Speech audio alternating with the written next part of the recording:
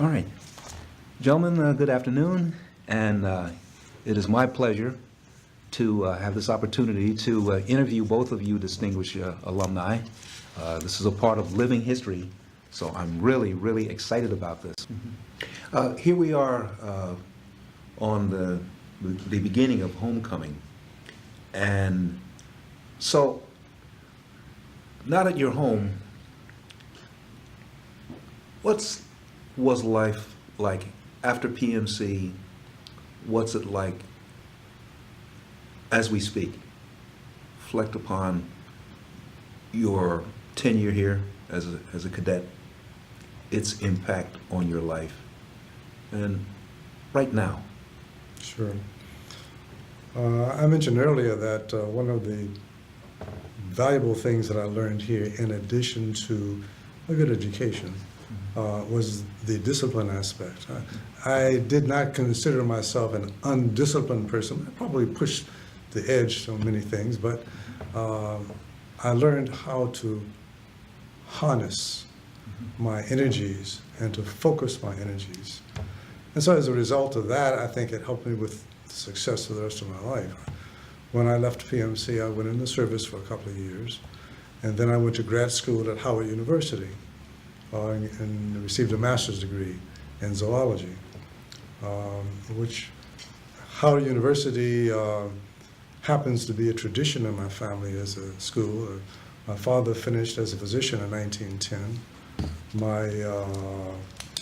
My wife was a student at Howard University when we met and we married, and I was a student there, of course, at the same time. And subsequent to that, my son was also a student at Howard University. So that has some special significance for my having been a part of Howard. I left Howard and went to work for National Institutes of Health in electron microscopy, heading one of the dermatology laboratories in electron microscopic studies. And then decided that I really wanted to do something else. I wanted to take charge of my career in a different way and begin to look at other opportunities, and chose the College of Veterinary Medicine at Tuskegee. I attended Tuskegee, and again, I was faced with being able to use the discipline in applying myself and studying to achieve what I was able to achieve there and to finish my studies. I got married just prior to going to Tuskegee, maybe a year or so prior to that. That's a significant event I shouldn't leave out. And my wife was very supportive of me in doing the things all through my career that I've done. But once I finished Tuskegee, I went to the University of California, Davis, and did an internship. Internships in the medical profession usually come once you've finished, at least in the veterinary medical profession, for sure, once you've finished your professional training in terms of medical college or veterinary medical school.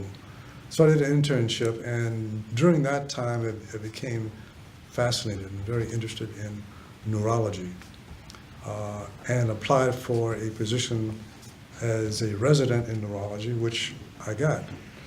So I spent 2 years after my internship as a neurology resident in both medical and surgical neurology at the University of California, Davis.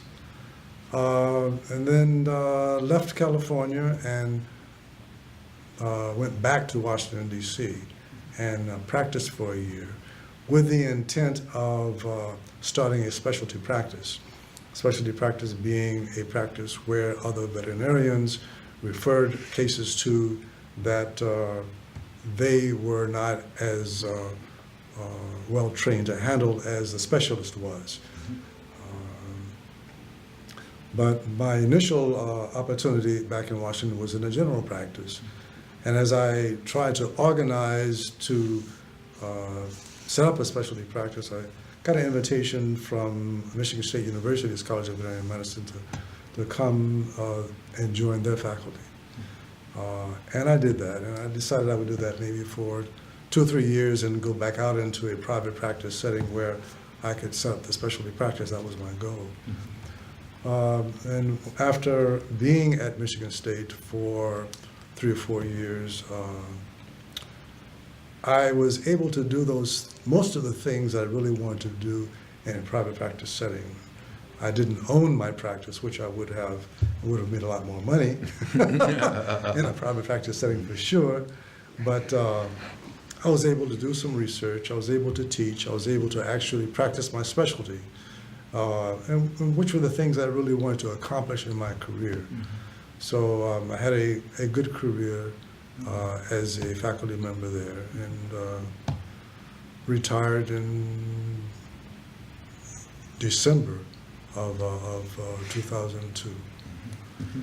So the background of all of that was the springboard, I think, of being associated with Pennsylvania Military Prep School and Pennsylvania Military College, and both the education and discipline that was associated with that experience. Mm-hmm. Keith, we've had a good bit of time here today to reflect upon being a member of the Corps Cadets here at PMC, the things that went on both on campus, off campus, the effect of that Pennsylvania Military College experience on your life. I think the one thing that stands out is responsibility, that you have to take responsibility for the direction you want to go in, and you certainly have to take responsibility for the responsibilities that you take on. And I've been in fact, I've had a good life in terms of my wife, who I knew in high school, and that goes back to '53. I'd say there's one thing older than my PMC lamp. That's my wife. I won't say that, but my wife, Yvonne, has been a great partner, and we have 2 daughters. Donna with her bachelor's from Rutgers, and my youngest, Laura, with her undergraduate degree from Fairleigh Dickinson. My wife is now at Fairleigh Dickinson University. And she just got her master's last year, which is, also a responsibility that I had because she wanted it. So obviously, time was made for her to do that. But you take responsibility, and I think that Charles will certainly share in that family also has a lot to do with it. My mother, and I remember one of the things that stand out, that Sheldon Schwartz, who was from Brooklyn, also in the class of 1960, would take my laundry back home, and my mother would do it, and he'd bring it back. Mm-hmm. And I think that family plays a part in pushing you in a good direction. I might add, just to add a few things to it, that when I taught at Howard University back in the 60s, I worked on a person by the name of Jessie Morton, and Jessie's daughter became Charles' wife. Mm-hmm. And Charles was also the best man at my wedding in Long Island. So we've had a good association, and I think it was because of our relationships here at Pennsylvania Military College. Also Clarence Mall, in terms of being a force to us as a counselor and a mentor during our years here, during my years, and certainly Charles' year at PMC. And also a lifetime friend, Don Hunsinger, who was also on the faculty and an administrator here.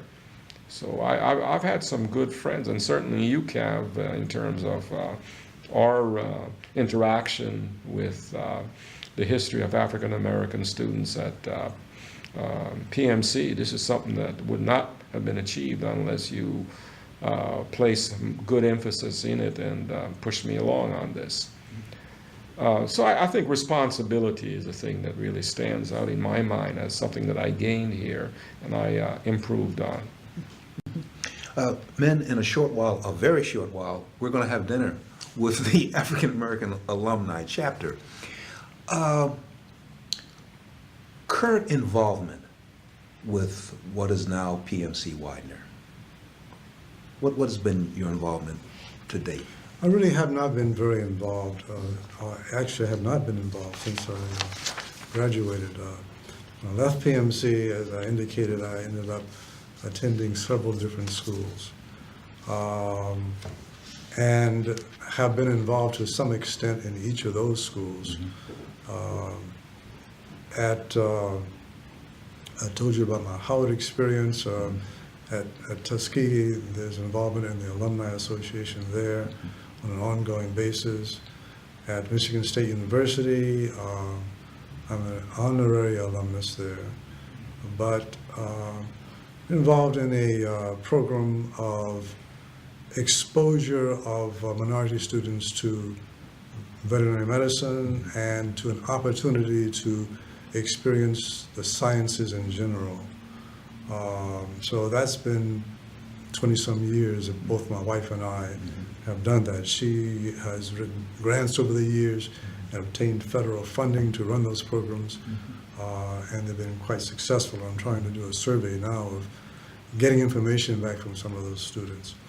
And so while I have been involved in supporting both the minority community and the academic community, I haven't done it as much through Widener as I have through other schools. Well, Keith, you've alluded to our working together quite closely the last several years or so. Yeah. Yeah. I've known you, I guess, since the early 90s when you came up to the Bronx VA hospital where I was head of health physics. And what has stood out in my mind is your involvement with the African American students here at Widener. And certainly as the 50th year anniversary of Charles' entry and also Howard Scott entry and graduation from PMC, this is just something that stuck in my mind, and I felt that, you know, something had to be done. This milestone had to be remembered by Widener, and I started in February to put it together, and unfortunately you indicated to me after the first proposal was made that Clarence Moore had passed away in December, which certainly came as a shock. But the proposal itself, I think, is a reflection of my admiration for Charles Lowrie and for Howard Scott. And I might just mention that Howard passed away in 1994. And certainly Charles and I knew Howard quite well during his undergraduate days here at Widener. At PMC has a veteran. And unfortunately, after graduation, I think I had one telephone call with him. He was quite busy with his entrepreneurship activities. But he passed away in 1994, and I think this is a fitting tribute to a person that we remember well, to make sure that Widener University understands that you know, Charles Lowrie and Howard Scott, you know, paved the way and opened the doors for a lot of people, and certainly I'm also appreciative. So I think this is what I would suggest. My reasoning behind this proposal is just to make sure that my remembrance of these people is placed into a document that will go into the library and eventually become a public document.